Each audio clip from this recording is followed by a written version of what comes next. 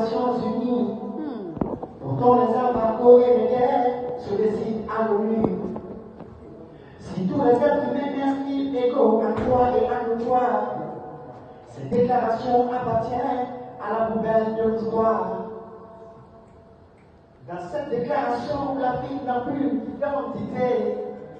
On va chanter Africa ensemble. Africa, Africa, mon Afrique. Merci beaucoup. Message qu'on nous a laissé après les indépendances. On a tellement dansé qu'on a produit de grands artistes de renom, des artistes renommés, des artistes qui font la fierté du monde, qui chantent de très belles mélodies. Et c'est le lieu pour moi d'interpeller mes frères chanteurs, mes confrères artistes. Leur dire d'insérer parfois dans leur mélodie des thématiques d'éveil de conscience. C'est important, parce qu'on ne peut pas tout le temps danser. Il est temps de réfléchir, de s'arrêter et de penser nos plaies. Parce que si eux, ils insèrent des thématiques d'éveil de conscience, ça va aider à éveiller la conscience davantage de ces jeunes Africains qui constituent pour moi le seul et l'unique bouclier de l'Afrique. Combattre et tuer nos frères dans le Sahel. Donc, en gros, de cette tournée, c'est cette analyse que moi, je fais et que je vais mettre à la disposition comme thématique du peuple ou des peuples africains partout où j'irai, afin qu'ensemble on porte la voix de cette partie de l'Afrique qui est en train de pleurer, de cette partie de l'Afrique qui est en train de subir un carnage, de cette partie de l'Afrique qu'on ne doit pas isoler. Merci mes chers journalistes. Et on est disposé à répondre à toutes les questions de vos convenances. Du passage, je vous présente les membres du FIPA, c'est un festival panafricain dont une édition s'est passée à Conakry, en Guinée, où j'ai fait la connaissance des camarades et je peux vous assurer que ça s'est très bien passé parce que le message a atteint la cible. Merci beaucoup. Bonjour camarades. Voilà. Merci. Merci l'ami. Merci beaucoup, Monsieur Philippe Kamano, qui donc, de manière très claire et très engagée comme d'habitude, voilà pourquoi M. Kamano pouvait dire encore des applaudissements, parce qu'en tant qu'artiste, il lance un appel à la jeunesse africaine, disant qu'elle va être solidaire, vigilante et unie. Solidaire, vigilante et unie. Donc c'est un message très fort. Et il nous rappelle que les Africains ont vraiment beaucoup, peut-être même trop dansé.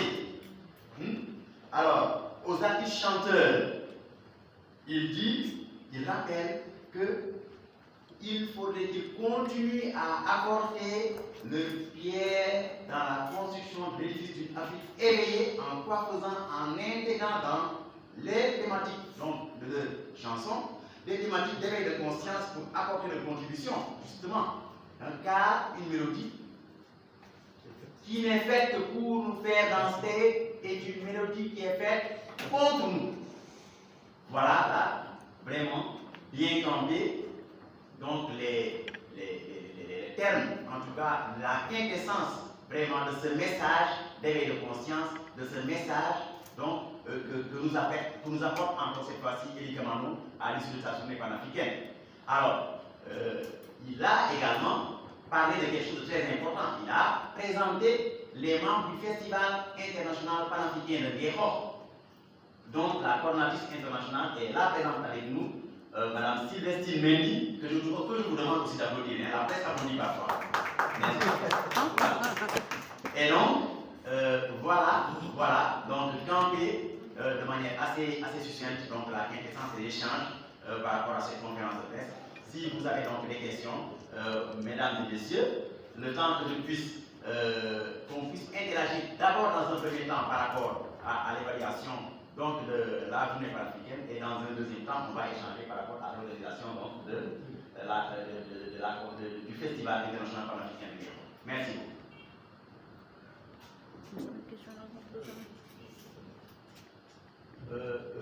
voudrais que quand vous allez prendre la parole. Par contre, dans l'Afrique d'aujourd'hui, c'est les masses conscientes et éveillées qui poussent les leaders de façon inéluctable vers la souveraineté totale de l'Afrique. Qu'est-ce que ça dit? Ça veut dire que ceux que vous appelez bouddhistes ont le soutien de leur peuple, mais dans leur plus grande majorité. Et ce peuple a la légitimité. Parce que, pourquoi j'ai parlé de l'Afrique d'hier et d'aujourd'hui? Parce que les masses aujourd'hui sont éveillées. Les masses comprennent aujourd'hui le sens de la liberté et de la souveraineté. Donc, c'est elles qui mettent la pression sur les leaders afin qu'elles restent au pouvoir, afin qu'elles l'orientent dans la direction qu'elles veulent ou qu'elles choisissent. Aujourd'hui, laissez-moi vous dire que si les masses et les populations de l'AES n'étaient pas dans les pas, j'ai choisi le Sénégal pour faire cette conférence de presse. D'abord, ce que vous devez comprendre, c'est que en tenant cette conférence de presse dans un pays de l'AES, ça allait résonner comme si j'avais été poussé par un de ces pays-là pour faire ce constat que j'ai fait. J'ai pris cette initiative, elle est personnelle, avec mes mains et moyens, dans un idéal panafricaniste. Je me suis dit qu'il fallait apporter ma contribution à la lutte, parce qu'il y a quand même plus de 15 ans que je chante le panafricanisme. Il y a plus de 15 ans que je chante que je veux consolider l'héritage de Haïlé Sélassié, de Kwame Nkrumah, qui ont été les pères fondateurs de Sékou Touré et autres, du panafricanisme. Donc il y a plus de 15 ans que je chante cela. Alors quand je vois une dynamique qui va dans le sens de l'unité sincère de l'Afrique, pas une unité qui ressemble à celle de la CEDEAO qui est vide de contenu, pas une unité prônée par l'Union africaine qui est vide de contenu, mais une unité qui tient compte de tous les aspects souverains de l'Afrique. Moi je pense qu'il est de mon devoir d'apporter mon soutien. Et c'est ce que j'ai fait au cours de cette journée. Personne ne m'a mandaté, j'ai été mandaté par ma conscience et par mes mêmes moyens. Jusque-là. C'est ça, c'est fini? Merci beaucoup. C'est Bénédicte, la parole 221. Voilà, ma question était, aujourd'hui vous êtes là pour dénoncer certaines pratiques malsaines en Afrique, comme vous l'avez si bien dit.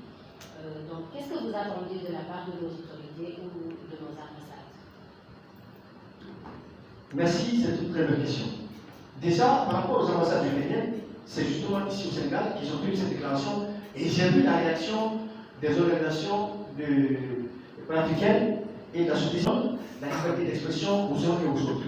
Mais un ambassadeur accrédité ne peut pas se permettre de tenir un discours dans lequel il dit ouvertement qu'ils ont apporté un appui stratégique et logistique aux terroristes dans le Sahel. C'est pas normal. Ça, c'est pas normal. Deuxièmement, je félicite à travers cette tribune, cette conférence, le président Diomaye Faye et le Premier ministre Ousmane Sonko par rapport au dernier discours qu'ils ont tenu à la tribune de l'ONU.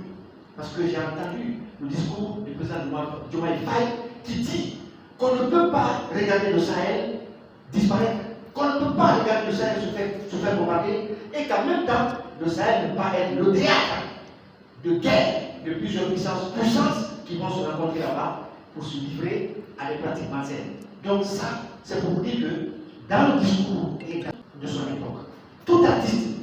Fondatrice à la chaîne ou à ma chaîne Lumière du Sénégal. Vous êtes panafricaniste. Excuse-moi, je me m'assois. Voilà.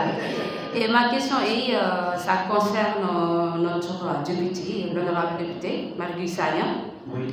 Vous savez que Togo, un pays de paix, en voie de démocratie, alors que Faure a parlé en haut et fort en Chine. Et dernièrement, il a dit aux soldats togolais, il faut taper un député CEDEAO. Hier, notre député de la CEDEAO a été tapé là-bas et il est parti d'urgence à l'hôpital. Comment vous, en fait, cet acte, comment est-ce que vous allez appréhender cet acte en tant que panafricaniste? Je n'ai pas bien saisi la question. En fait, si j'ai compris, excusez-moi, c'est que le député Marie-Louise Sagna, le député de la CEDEAO, s'est fait taper hier. Les forces de l'ordre, oui, ils ont été... qui était en mission du président Ford, Exact. qui a demandé lors d'un sommet en Chine de taper sur lui. Oui, de taper sur les CEDEAO, en fait, les députés de la CEDEAO. Ah, de taper sur les Députés de la CEDEAO, oui.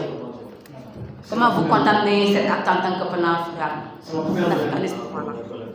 Hein? Non, je sais pas. Guy Marius Sagna a été bastonné. Oui, ça va. Il a été bastonné hier, Alors. agressé avec tant d'autres. Elle demande votre appréciation. Non, je comprends maintenant. Je comprends. Alors, d'abord, merci madame. Je pense que on a tous ici suivi l'histoire de l'office de comptabilité. On connaît un peu comment on nous a raconté la différence entre les nègres du salon, les nègres de maison et les nègres du salon. Oui. Il y a encore le président ou des présidents qui sont des nègres de salon qui jouent le jeu des impérialistes et des oppresseurs de l'Afrique. Parce que, tenez-vous bien, tout à l'heure, je le disais, un général de l'armée française a demandé à la France de revenir recoloniser l'Afrique. Ça veut dire qu'ils passeront par tous les moyens pour casser toutes les voies dissonantes qui s'élèvent pour parler tout haut, pour dire tout haut ce que les Africains pensent tout bas. Guillaume Marius Sagna, vous n'êtes pas sans savoir qu'après sa sortie, où il a eu un accrochage avec une députée ivoirienne qui, après, a même présenté ses excuses, si les informations sont bonnes, se présente aujourd'hui comme étant une figure de proue dans la lutte panafricaine contre l'impérialisme. Et pour dire mes pensées, s'il continue sur cette lancée, il pourrait pourquoi pas être demain le président de la future Afrique unie. Parce que nous voulons des hommes comme ça. Et la réaction du président Ford, moi, ne me surprend guère. Ford également a tué plus de 200 personnes dans son pays pour changer son pays. Il a changé sa constitution, il a voulu s'établir au pouvoir, il avait le soutien de la France et tout, mais voilà. Vous savez ce qui est déplorable dans cette histoire avec les relations que nos présidents ont avec les Occidentaux, c'est que lorsqu'ils n'ont plus besoin de vous, ils vous sortent une situation, ils vous remplacent par une autre personne. Notre président guinéen Alpha Condé est le fruit justement de la France-Afrique. Mais lorsque Alpha Condé a commencé petit à petit à sortir de leur giron, de leur système, ils l'ont remplacé par un légionnaire français. Donc c'est pour vous dire qu'on n'est pas sorti de l'auberge. Et c'est pourquoi il faut protéger ce joyau, cette dynamique de l'AES. C'est pourquoi j'ai entrepris cette tournée. Donc, c'est un acte que je condamne, c'est un acte barbare, c'est un acte que tous les dignes fils de l'Afrique doivent condamner en dénonçant cet appel de M.